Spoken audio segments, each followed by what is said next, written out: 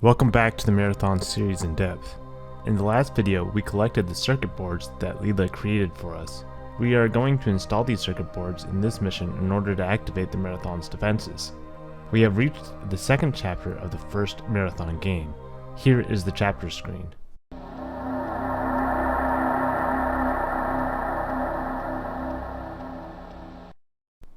The chapter screen shows a new unit we will be encountering called the Defense Drone. Luckily, they will be fighting along our side. The image shows what appears to be the security officer with his M75 assault rifle. This purple is one of the 8 colors the player could choose from in the original Marathon game. The original level design notes called this level the Defense Center. We are told quite literally to go put the circuits in the defense control terminals. This will activate the Marathon's automated defense drones, or M.A.D.s for short. Supposedly, Bungie had released a single level map called M.A.D. or M.A.D. in mid-November of 1994, just before the game was released. Good luck finding it, as this probably doesn't exist anywhere out there anymore. As for the level name, it is curious why the word "this" is emphasized with all caps. If you have any opinions on this, share them in the comments. The level was designed by Bungie co-founder Alex Seropian. Near the beginning of the level, there is a crusher room we have to deal with. Here's what Alex had to say about this room. The crusher room was inspired by an old Peter Sellers movie, Murdered by Death. At the end of the film, he is stuck in a room with his limo driver, and the roof starts coming down slowly to crush them. He says something about it being the way they make goose liver pate. The defense drones hover around shooting at their enemies. They are the only allies in the first Marathon game that will be fighting along our side. Here is what the Marathon strategy guide has to say about them. Not everything that moves in Marathon is out to kill you. On some levels, where the action is thick, you'll get help in the form of defense drones. These single-minded robots cruise around in search of bad guys and use their guns to plow them down. When at all possible, let the defense drones do the dirty work for you and save your valuable ammo. For example, if you run into a battalion of bad guys, get behind the defense drones and let them go about their business. Unfortunately, not all defense drones are on your side. In fact, some have been programmed to attack you. You can usually tell the difference by looking at their legs. If they're blue, it's a trustworthy drone. If they're green, look out. The defense drones hover around, so saying that it has legs is a bit misleading. The defense drones are equipped with both a machine gun and a grenade launcher. Only the enemy defense drones get the grenades. That's likely to keep your allies from blowing you up. Alright, here we are on Defend This. So we start off kinda here, just teleport in this corner on this map. So before we proceed on, let's read the terminal and see what Leela has to say. Defense Access 40-A. Incoming message from Leela. I have received a preliminary report from some members of the science staff who has finished post-mortem examinations on 3 kinds of aliens. They report that by modern genealogical standard, the different aliens belong to different species. I have been collecting as much information as I can and will give you a report shortly. The fact that there are multiple alien species is fairly obvious. You can tell just by looking at them. So far we have encountered the 4, the Spit compilers, and the Wasps. We will actually get this report about the alien species analyzed by the science staff later in this mission. I have established contact with Durandal for the first time since the attack. He seems to have sustained less damage than I have previously suspected. Durandal reports that he has been in communication with the aliens. He says that the aliens behind the invasion called themselves the 4, and that the ones attacking the computer net are called Spit. But he was reluctant to share his details of his communication, and I cannot understand this. Your mission here is rather simple. You must insert the circuits in the defense control terminals. Leela has contacted Durandal for the first time. Was this the Garrett White message? Leela tells us that Durandal is less damaged than previously suspected. He did seem fairly fine in the manual introduction where he tried to kill us. Perhaps he never was seriously damaged by the attack. Anyways, it doesn't seem that Leela is aware of Durandal's crazy behavior at this point. Leela didn't seem to pick up on the hint that Durandal was reluctant to share information about the attack. She will learn soon enough. This is your current location. This map has an interesting starting shape, doesn't it? Almost looks like some sort of symbol. The map also shows the location of a secret room that has a very interesting terminal in it. I will show it to you when we get there. There was a shield recharge in the access control room. The access control room is actually near the end of the mission. Thankfully, we'll be able to restore our shield near the end of the mission if we need it. Here is the supply room with a large supply of ammunition and weapons. You should stop in this room. The large ammo supply is actually fairly easy to miss if you take a wrong turn, so it is a good thing that it was put in the terminal so people don't miss it. Bottom left room in the image is actually the crusher room, which is near the beginning of the level. This image shows the secret door on the northwest side of the crusher room that will allow you to escape. This is the defense control center. Hopefully the new control circuits will work. Place one in the terminal at this location. This is where to place the second one. This is the final location. Good luck. End message. The last screen that shows the third location didn't show up in the original Marathon game due to a limitation in the terminal coding within Marathon. The original Marathon code didn't allow for a terminal to have more than 8 screens, including the log on and log off screens. Thankfully, LF1 was able to fix this for us. Let's continue on and put the circuits where they belong. Alright, let's continue on.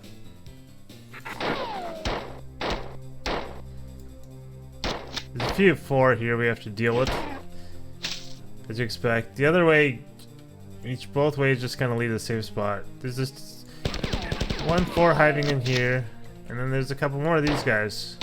We're actually starting to get a lot of ammo, so we can just kind of shoot them and not worry about too much with our fist. By the end of this mission, we're gonna have a lot of ammo, so I mean, we don't want to waste it, but you know, some ammo in here. Don't miss that. And then this is a crusher room, so we're getting up to the ceiling. So this is the secret door out, and there's an enemy right here. We can kill him from here.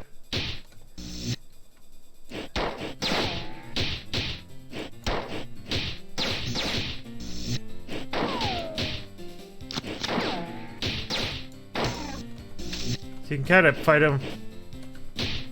I mean, he doesn't. Oh, he got me a couple times. That's right. That guy usually doesn't jump down. It's kind of weird that he jumped down. It kind of took me by surprise. So we can grab all these weapons. And because it's on Total Carnage, we can pick up all the guns. So these are just a one-time shield recharge, and because we end the last mission with the ×3, we can't do anything with it.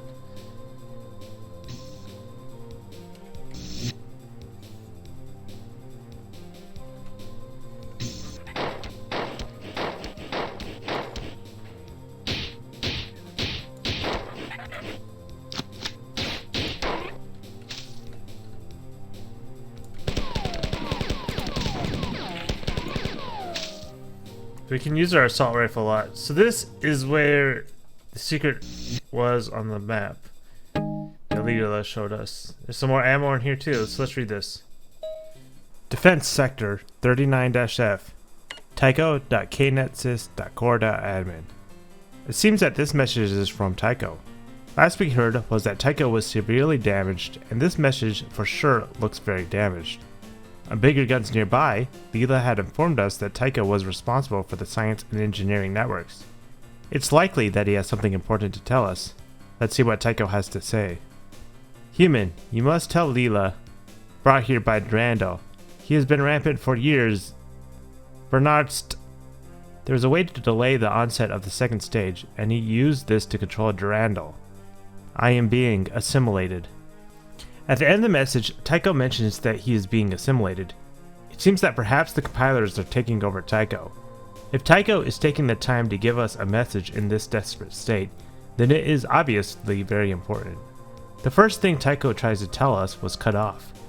You must tell Leela blank blank brought here by Durandal. What exactly was brought here by Durandal anyways? We will have to wait and see what Tycho was trying to tell us. Tycho tells us that Durandal is in the second stage of rampancy and has been rampant for years. Another terminal later on in this mission will explain exactly what Rampancy is. This is a very bad thing, as you will soon see. Tycho mentions the name Bernard Strauss, although part of the name is cut off. We will learn more about Bernard Strauss later on in the game. For now, just know that Bernard Strauss is a scientist, and we won't know much more about him until later on.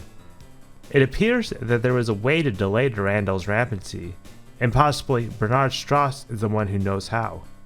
It's hard to know for certain because the message has portions cut off.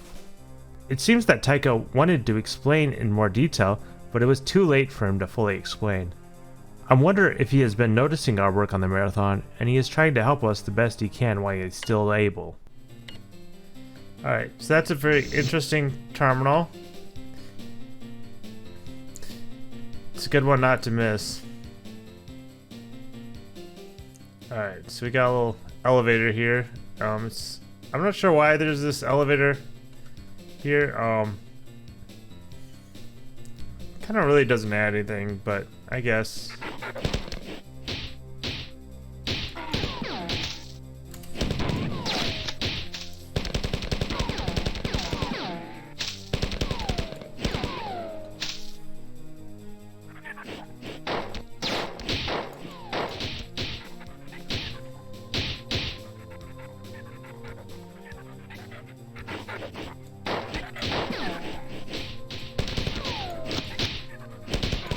We got hit here.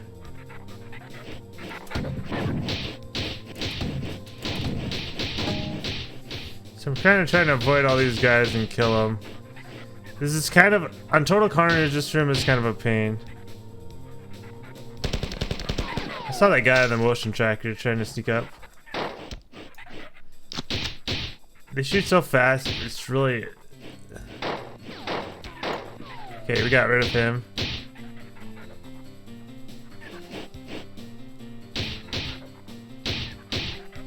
Okay, let's go like this. We got rid of him. Okay. Alright. So this map, you can see this is kind of a bridge in the center.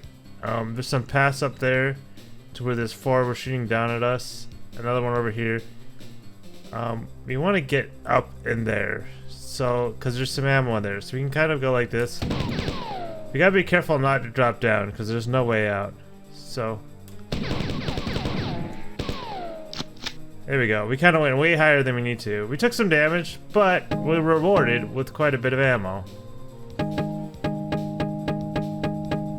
Which is really nice. You can see this is where they were shooting down at us, so... probably don't need to shoot there, but I did anyways. So now you can see, now I have 22 magazines of M.A.D. clips, which is pretty awesome.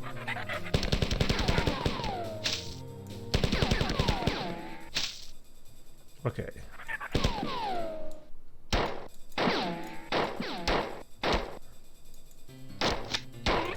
Okay, eventually we're going to need to go forward, but for now we want to go right because there's an interesting terminal down here.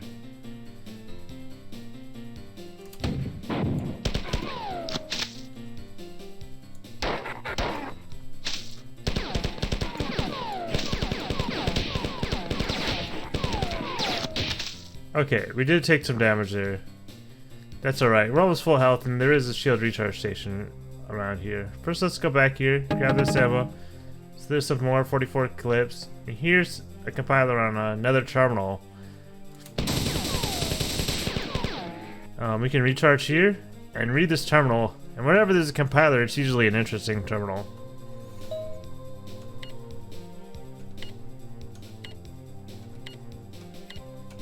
So we'll just, that's a lot of stuff on that terminal. We're just gonna read it at the end of the mission. At the end of this video, I mean. So that way it won't take as long.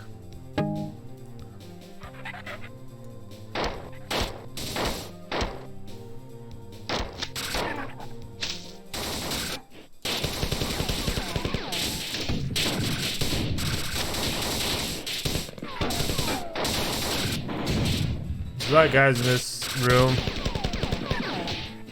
A lot of stuff flying around.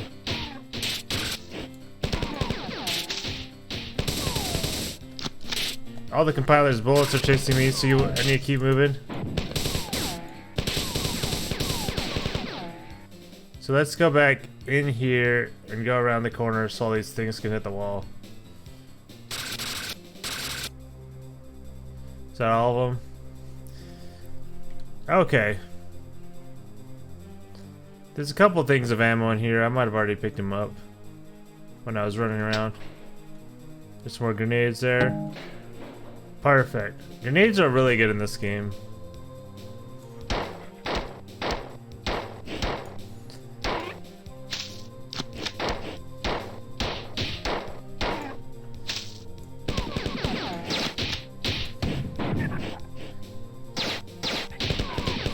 The game also gives you a lot of grenades, so it's like they're intending you to use them often.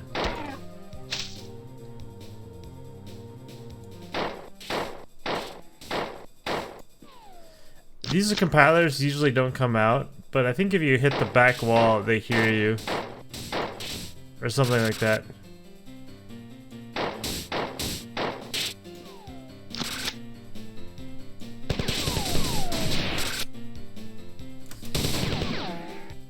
Okay, there's that. So let's read this terminal right here. Defense Security Access 23-E. Incoming message from Leela. I've summarized all the information that I have gathered on the alien so far. Great, so here's the report that Leela has promised us in the first terminal. Begin report, number 495991. 4 are generally thinner and lighter than the humans and are superbly adapted for low-gravity environments. Durandal told me that there are many clans of 4, each physically distinct from each other, but my summary only includes 2 of them. How come Durandal knows so much about the 4? Seems a bit suspicious, but let's continue. Only 2 clans of the 4 have been examined. The fighter carries a shock staff, which is capable of attacking at different settings. The trooper is armored for vacuum conditions and carries a combination explosive and impact projectile weapon, which is similar to your AR-75. We have already fought the fighters with their shock staffs. We have been dealing with them quite efficiently, if you don't mind me bragging. We have not encountered the troopers yet. It seems that we will be encountering 4 that can shoot machine guns and grenades. We have a lot to look forward to. Let's continue. The 4 seem to have enslaved a number of other races. The Hulk is an enormous and rather slow creature, but it is incredibly strong. The science report indicated that it had no body fat and therefore had to be fed often to keep it active. One crew member reported seeing one of these creatures pointing to itself and mumbling "Driniol" right before it picked up Johnny by the shirt and crushed him against a pillar. It seems that the Hulk, also known as the Driniol, are some sort of very large creature enslaved by the 4. Hopefully we don't encounter these Hulks too soon. The science staff had difficulty finding a good specimen of this fit or compiler to autopsy. The only specimen autopsied was almost completely destroyed, but it was obvious that the compilers are cyborgs of some kind. The biological component of the compiler is so closely linked to the machine that it could never survive without it. The compiler's actual body is very small, resembling closely to a mammalian brain, except that the neurons are much finer and far more complex. This confirms that the compilers are enslaved by the 4. It appears that the compilers are actually some sort of cyborg. There is a living being within the compiler that interfaces with the machine part of the compiler. It seems that it is so intertwined with the machine that the living part of the cyborg cannot survive without the machine part. In the original level design notes, it seems that this message was actually originally a part of the first terminal message. It's likely that these terminals were separated into 2 for pacing purposes. End of report. End of message. There's that, and we come in here, and there's some switches. This is a little puzzle right here. Usually the compilers will come in here and they'll be back here, one sitting here and one on the other side, which is, it's symmetrical, but here's some good ammo for us. So to get through here, there's no way to permanently open this door. This is kind of a door. It's kind of a trick because each switch kind of opens up a little section. So we're just gonna go like this. You can see the door open. So right there, it's gonna open fully on this side just for a second. So let's hit both these switches again and reset it. So this will reset it back to empty, or back to fully closed. And then we want to run through here right when we can. So that's how you get through there. But then it's gonna lock us, you know, behind it, so we can't get back. Which is okay, but you know.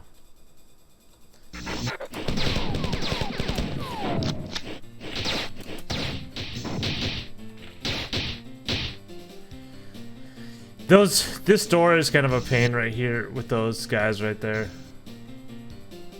So there's some guys coming up here from below, I think. Where is he at? They didn't get activated this time. This is another shield recharge station. I'm gonna save it right here. This is another, oh sorry, get all confused. This is another puzzle where these platforms kind of raise up, creating a bridge, and then the one on the way on the left is gonna go up and down, so you can run across. So it seems really confusing, but all you gotta do is hit this one switch, and it will set them all right. And then that last one goes up and down, so that's all you gotta do there. It's pretty simple. There is, I thought there was some ammo. Never mind, there's no ammo in here. Oh, my computer kind of froze there for a second. I'm not sure why it does that. There's something wrong with it. Okay, well, here's this terminal. Defense Control Terminal 185-F. Incoming message from Leela. You have not completed your mission. You must replace all of the circuits. With every passing moment, the opportunity for us to counterattack is fading. End message. I guess we need to continue through these crushing platforms in order to place the circuits and then come back. Alright, well, we're gonna have to continue on. Oh. If you run along, this is kind of like a crushing platform. Run along the edge, you'll be fine. So here's where we got, each of these rooms is where we gotta install the circuit. But they each have some fighters and some compilers. So just get ready to go in and shoot. Go in, guns blazing. And here's where we install the circuit. Nice job. So just two more.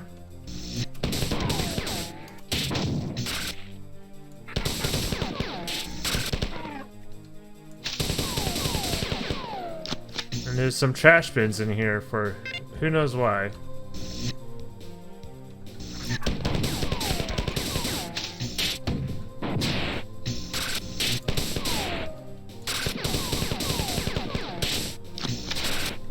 That one got me. Okay, so that's it. So now we can end the mission. Before we end it, I'm gonna head back to that room with the save terminal and the shield recharge station, just so we have full health. And also, it'll make it easier for me on the next video that I have a save to go back on to get the next video ready. Which hopefully it won't take me that long.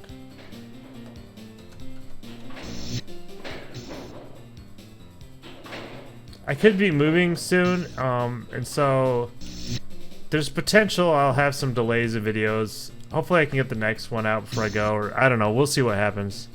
Alright, let's read this last one. Defense Control Terminal 185-F.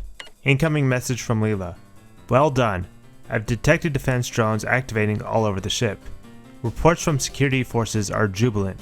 Now the four will encounter stiff resistance, and they will have to pay in blood for every move.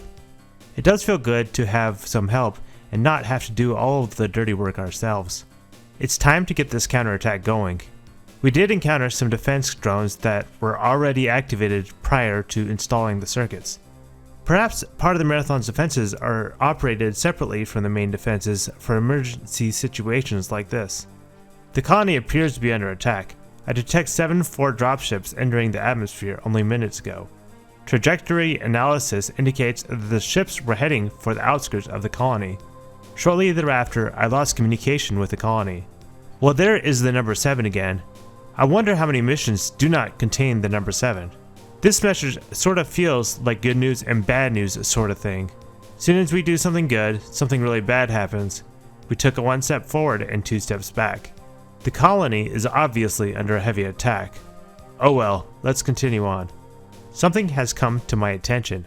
I will inform you after you teleport. What important thing has come to Leela's attention? We will have to wait and see. Teleport now. End message. Jump pad activation initiation start. Transport when ready.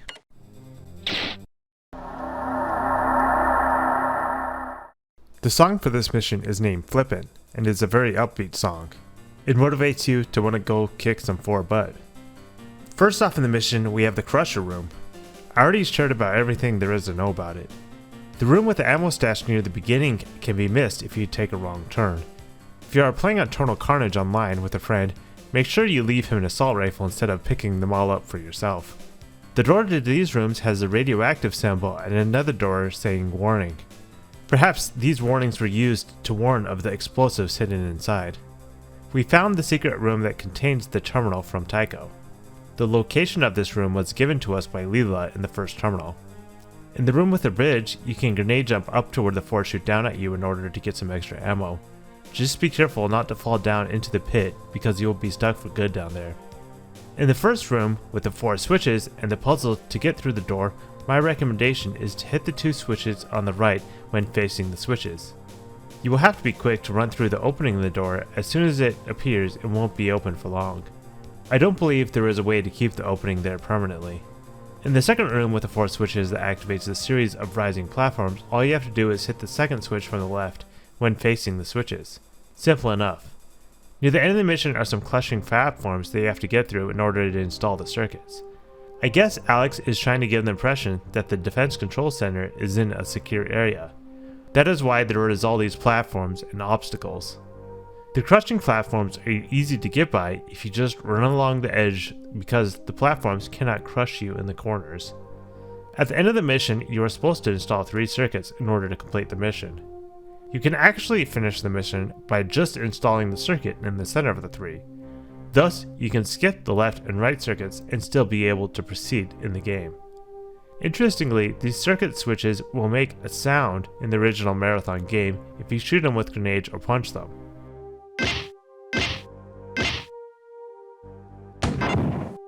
This is not the case in Alpha 1 where the switches won't make any sound at all. The level won't let you progress, however, unless you activate the switches manually.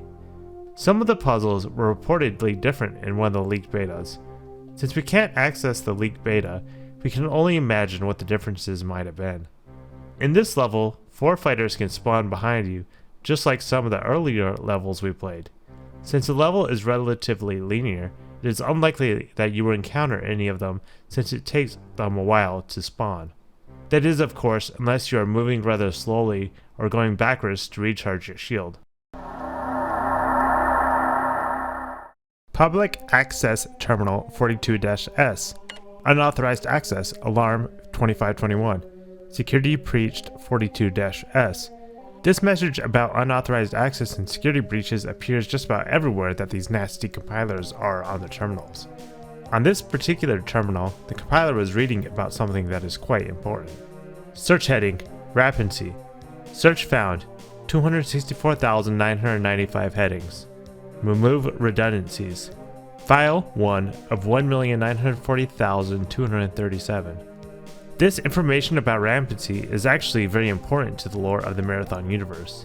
It is critical to understanding Durandal and what is going on with Marathon's AIs, especially in the Marathon sequels. Let's continue.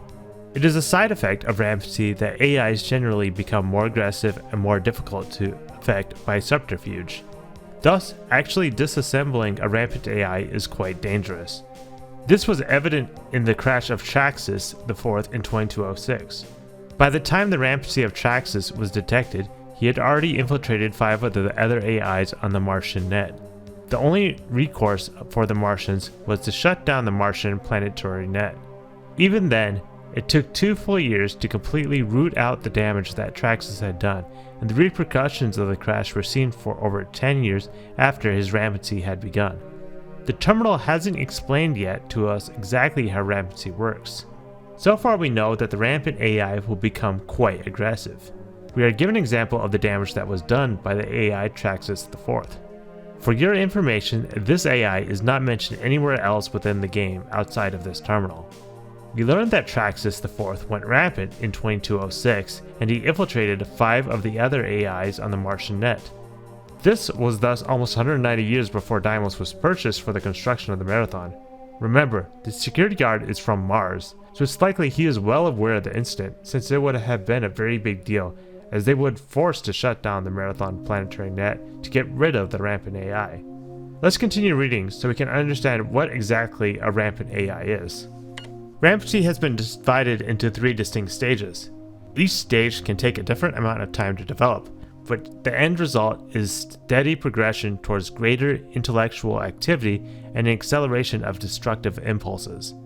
It's not clear whether these impulses are due to the growth of the AI's psyche or simply a side effect of the new intellectual activity. Section abbreviated. The 3 stages were diagnosed shortly after the first rampancies were discovered on Earth in the later part of the 21st century. The stages are titled after the primary emotional bent of the AI during each stage. They are melancholia, anger, and jealousy. In general, rampancy is accelerated by the outside stimuli. This was discovered early in cybertronics. The more a rampant AI is harassed or threatened, the more rapidly it becomes dangerous. Thus, most rampants are dealt with in one mighty attack in order to deny the AI time to grow or recover. There have been a few examples of this tactic not working. In all of these cases, the rampant was never brought under control. Traxxas IV is the most notable example. He was finally dealt with by a complete shutdown of his hostnet. Theoretically, testing rampancy should be easily accomplished in the laboratory, but in fact it has never successfully been attempted. The confinement of the laboratory makes it impossible for the developing AI to survive. As the growing recursive programs expand with exponential vivacity, any limitation negatively hampers growth. Since the rampant AIs need a planetary-sized network of computers in order to grow, it is not feasible to expect anyone to sacrifice a world web just to test a theory. In the 250 years since rampancy first appeared in the EarthNet, the stable rampant AI, the holy grail of cybertronics, has never come close to fruition. Since no rampant has ever been controlled or turned to any useful purpose, it is the opinion of the writers and the majority of the cybertronic community that all rampant AIs are a danger to cyberlife, liberty, and the pursuit of thrashiness. James B. Miller, 2320, Life and Death of Intelligence. Unauthorized Access Alarm 2521, Security Breached 42-S. Basically, we learned that rampant AI needs to grow and thus cannot survive on a small network. I like to think of it this way. The AI starts off as a collection of files, much like any computer program. Once the AI starts to go rampant, it starts taking more and more hard drive space and created more files, much like a virus on your computer. The rampant AI is able to create new information and become smarter as it expands.